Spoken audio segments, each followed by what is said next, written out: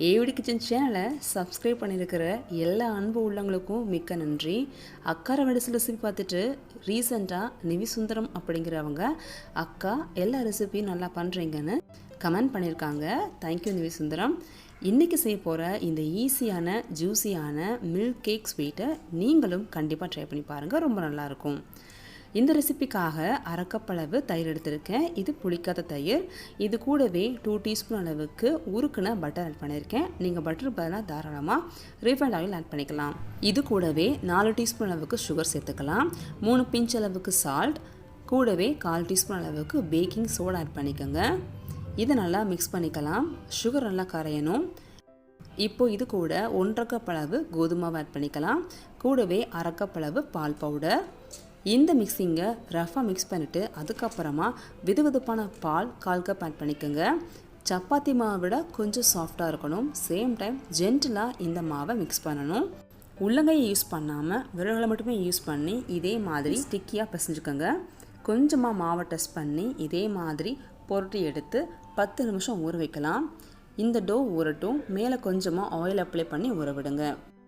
இந்த ஸ்வீட்டுக்கான ஜீரா பாகு ரெடி பண்ணிடலாம். ஒரு பாத்திரத்தில் 1 கப் அளவு சுகர் சேர்த்துக்கோங்க. கூடவே 1/2 கப் தண்ணி சேர்த்து இதை நல்லா கொதிக்க விடுங்க.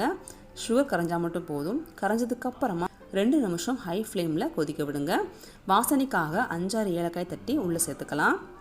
இப்போது சிரப் ரெடி ஆயிடுச்சு.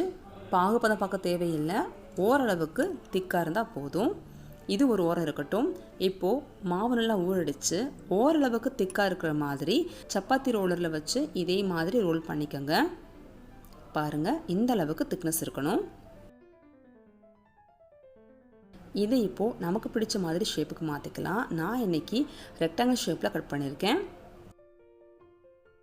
இதே மாதிரி எல்லா டோவையும் பீஸ் போட்டாச்சு. ஒரு பக்கம் இந்த பீஸஸை ஃப்ரை பண்ணணும். அட் த சேம் டைம் இன்னொரு பக்கம் லோ ஃப்ளேமில் இந்த சுகர் சிரப் ரெடி ஆகணும். கரெக்டாக இருக்கும். ஆயில் ஓரளவுக்கு ஹீட்டானால் போதுங்க. இந்த கட் பண்ண க்யூப்ஸை உள்ளே போட்டு அதுவாக மேலே மிதந்து வரும். அந்தளவுக்கு அதை ஃப்ரையாக விடணும். டிஸ்டர்ப் பண்ணவே வேண்டாம். அதுவும் அழகாக மேலே மிதந்து வரும். அப்போ நம்ம திருப்பி போட்டால் போதும். 2 பக்கமும் ஒரே மாதிரி சிவந்து வரணும். அதே சமயத்தில் low to medium flame maintain பண்ணுங்க, கரெக்டாக இருக்கும். இவ்வளோதாங்க, நல்லா சிவந்து வந்துருச்சு. இதை இப்போது இமீடியட்டாக எண்ணெயை வடிச்சிட்டு லோ ஹீட்டில் இருக்கிற சுகர் சிரப்பில் போட்டு 1 நிமிஷம் மட்டும் ஊற விட்டு எடுங்க. சாப்பிட்றதுக்கு அப்படியே குலோப்ஜாம் மாதிரியே இருக்கும். செய்கிறது ரொம்ப ஈஸி. கோதுமாவில் பண்ணியிருக்கோம். உங்களுக்கு இந்த ரெசிபி பிடிச்சிருக்கா? சேனலை சப்ஸ்கிரைப் பண்ணி சப்போர்ட் பண்ணுங்கள். கண்டிப்பாக இந்த ரெசிபியை நீங்களும் ட்ரை பண்ணி பாருங்கள். தேங்க்யூ ஃபார் வாட்சிங்.